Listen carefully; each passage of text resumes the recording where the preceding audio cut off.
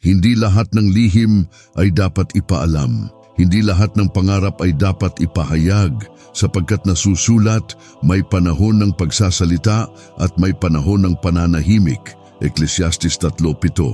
Ngunit bakit? Bakit may mga pangarap na sa sandaling ipahayag natin ay tila naglalaho na parang usok? Ito ba'y dahil sa kawalan ng kakayahan o baka naman sa sandaling lumabas ito sa ating bibig, may mga puwersang gumagalaw upang ito'y hadlangan? Sapagkat hindi lahat ng nakikinig ay may mabuting puso. May mga taingang nakikinig hindi upang palakasin ka, kundi upang hanapan ng butas ang iyong pangarap. May mga matang nagmamasid hindi upang ipanalangin ang iyong tagumpay, kundi upang lihim na hangaring ikaw ay mabigo. Sa araling ito ating pag-aaralan ang mga babala ng Biblia tungkol sa pagbabahagi ng ating pangarap. Ano ang sinasabi ng salita ng Diyos tungkol sa mga taong hindi dapat pagsabihan?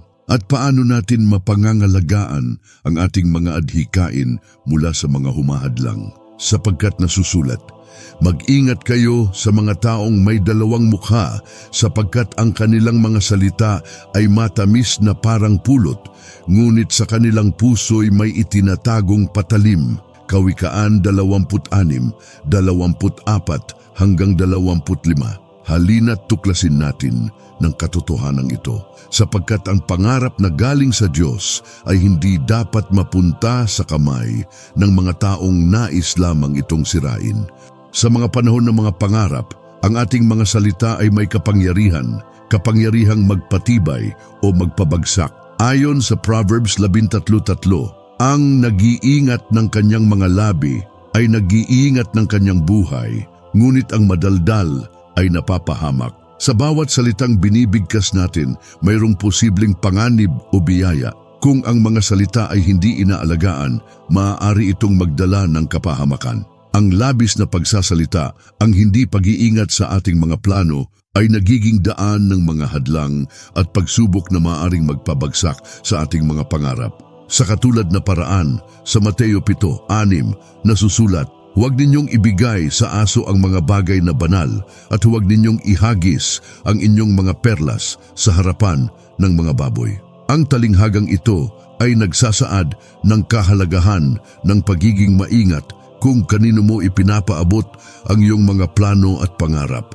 Ang mga bagay na banal at mahalaga sa iyo ay maaaring hindi maipaliwanag o mapahalagahan ng lahat. Ang iba ay magmamasid lamang, ngunit hindi magpapahalaga sa kanilang halaga. Kaya ang mga pangarap na iniiwasan natin na ilahad sa maling tao ay parang perlas na ibinabato sa mga baboy. Walang pagpapahalaga at walang kabuluhan sa kanila. Isang magandang halimbawa ng ganitong pag-iingat ay si Nehemias sa aklat ng Nehemia 2:12. Nang si Nehemias ay naglakbay upang ayusin ang pader ng Jerusalem, hindi agad niya ibinunyag ang kanyang plano. Siya'y naghintay, naglaan ng panahon upang magplano at maghanda. Ang kanyang mga hakbang ay maingat at ang kanyang mga salita ay ipinahayag lamang sa tamang oras at sa mga tamang tao. Nehemias ay hindi nagmadali upang ipahayag ang kanyang layunin sa lahat. Siya ay nagtahimik, nagdasal at naghanda. Bago siya nagsalita, alam niyang may mga tao na hindi makikinig at may mga puso na hindi tatanggap sa kanyang pangarap. Kaya't pinili niyang maging maingat sa kanyang mga hakbang. Katulad ni Nehemias, tayo rin ay tinuturuan ng Biblia na mag-ingat sa mga taong pinagkakatiwalaan natin sa ating mga pangarap. Ang mga salitang ating binibigkas ay may kapangyarihan at kung hindi natin pinipili ng tama ang makikinig, ang ating mga pangarap ay maaaring mapahamak. Bakit nga ba may mga tao na hindi dapat pagsabihan ng ating mga pangarap? Ayon sa Biblia, may 3 pangunahing dahilan kung bakit may mga tao na hindi karapat-dapat maging tagapakinig ng ating mga plano at pangarap. Una, dahil may mga tao na naiinggit. Sa kwento ni Jose sa Henesis 37:5-11, si Jose ay nagkaroon ng isang matayog na pangarap na nagsasabi na siya ay magiging isang pinuno. Ngunit sa halip na magalak, ang kanyang mga kapatid ay nagsimulang magalit at nainis dahil sa inggit. Ang inggit ng kanyang mga kapatid ang naging sanhi ng kanyang pagkaalipin. Pinagbili siya nila bilang alipin at ang kanyang pangarap ay tila naglaho sa kanilang mga kamay. Ang aral na hatid ng kwento ni Jose ay malinaw. Hindi lahat ng tao ay matutuwa para sa iyo. May mga taong hindi kayang tanggapin ang iyong tagumpay. Ang mga pangarap na ibinabahagi mo sa kanila ay maaring pagmulan ng galit o inggit na magdudulot ng masama sa iyo. Kaya't mag-ingat sa pagpapahayag ng iyong plano sa mga taong may pusong puno ng inggit. Pangalawa, dahil may mga tao na hindi mo maaasahan. Sa kwento ni Job sa Job 2, si Job ay dumaan sa matinding pagsubok. Ang kanyang mga anak at ari-arian ay nawala at siya ay tinamaan ng malubhang sakit. Ngunit sa gitna ng kanyang paghihirap, ang kanyang asawa ay nagsabi, "Sumpain mo ang Diyos at mamatay ka na lang." Sa kabila ng kanyang matinding kalagayan, hindi siya nakatagpo ng suporta mula sa pinakamalapit na tao sa kanya. Ang aral mula sa kwento ni Job ay malungkot, ngunit totoo. Hindi lahat ng malapit sa iyo ay tunay na sumusuporta sa iyong layunin. Sa oras ng pagsubok, may mga tao na maaaring magbigay ng mga salitang masakit kaysa sa magbigay ng tulong. Kaya't hindi lahat ng tao sa ating paligid ay may malasakit sa ating mga pangarap at hindi sila laging magiging sandigan sa ating laban. Pangatlo, may mga tao na sadyang maninira. Sa Nehemia 4:1-3, si Nehemias ay nagsimula ng isang proyekto upang ayusin ang pader ng Jerusalem, ngunit may mga kaaway siya na hindi natutuwa sa kanyang plano. Pinagtawanan nila siya at sinubukan siyang pigilan. Nagbato sila ng mga salita upang manginsulto at magsabotahe sa kanyang gawain. Sa kabila ng mga balakid, hindi tinablan si Nehemias ng takot. Alam niyang may mga tao na sadyang nais siyang pabagsakin at pigilan ang kanyang tagumpay. Ang aral ng kwento ni Nehemias ay mahalaga. Maging maingat sa pagbabahagi ng plano sa harap ng mga taong may masamang hangarin. May mga tao na hindi lang nais makinig, nais nilang sadyang manira at humadlang sa ating mga pangarap. Kaya't maging mapanuri sa mga taong pinagkakatiwalaan natin sa ating mga plano at pangarap. Sa tatlong dahilan na ito, malinaw na may mga tao sa ating buhay na hindi karapat-dapat malaman ang ating mga plano. Kaya't sa ating paglalakbay, mag-ingat tayo. Pumili tayo ng tamang tao na susuporta at magpapalakas sa atin at huwag magbigay daan sa mga taong magdudulot ng kapahamakan sa ating pangarap.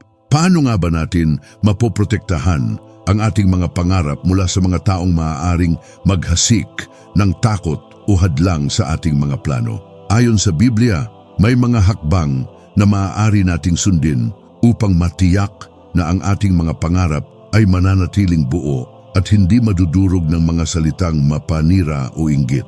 Una, manalangin muna bago ibahagi. Sa James 1:5, sinabi, "Kung ang sinuman sa inyo ay kulang sa karunungan, humingi siya sa Diyos na nagbibigay ng masagana at hindi nanunumbat, at ito'y ibibigay sa Kanya." Bago natin ipahayag ang ating mga pangarap sa ibang tao, mainam na humingi tayo ng gabay mula sa Diyos. Ang ating mga plano ay hindi dapat ibinubukas agad sa lahat ng tao. Dapat tayong magdasal at humingi ng karunungan mula sa Diyos kung kanino natin dapat ibahagi ang ating mga pangarap. Siya ang makakapagbigay sa atin ng tamang direksyon at magpapakita kung sino ang may malasakit sa ating mga layunin at hindi ang magdudulot ng kapahamakan. Pangalawa, ibahagi lamang sa mga mapagkakatiwalaan. Ayon sa Proverbs 27:17, ang bakal ay nagpapakinang ng bakal. Gayon din ang tao ay nagpapakinang ng mukha ng kanyang kaibigan.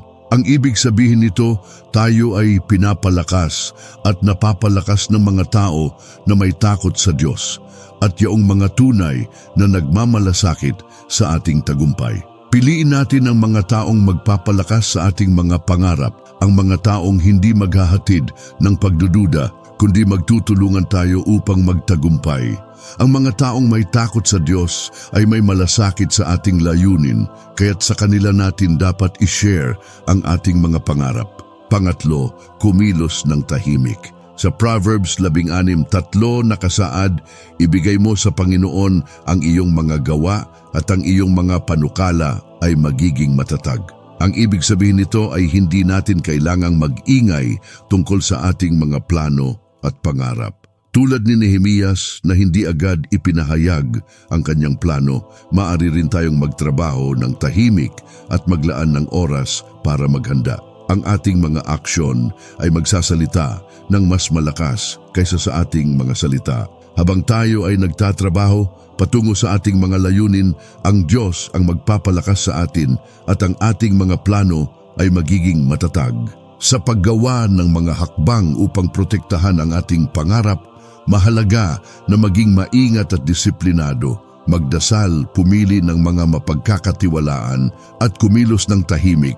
Ito ang mga hakbang na makakatulong sa atin na mapanatili ang ating mga pangarap at gawin ang mga ito na tunay na magkatotoo. Sa Diyos nakasalalay ang ating tagumpay at Siya ang magpapakita sa atin ng tamang paraan upang maprotektahan ang ating mga pangarap mula sa mga hadlang. At sa ating pagtatapos, nais ko lamang ipaalala na hindi lahat ng tao ay dapat pagsabihan ng ating mga pangarap. Mahalaga na mag-ingat tayo sa pagpapahayag ng ating mga plano. Piliin ang mga tamang tao na makakasama natin sa ating paglalakbay.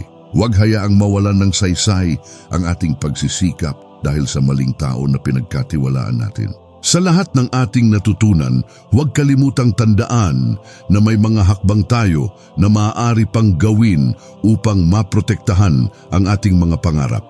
Magsimula tayo sa panalangin, mag-ingat sa mga taong pagkakatiwalaan at kumilos ng tahimik. Kung ito ay ginagawa natin, magkakaroon tayo ng mas matibay na pundasyon para sa ating tagumpay. Anong natutunan mo sa video na ito?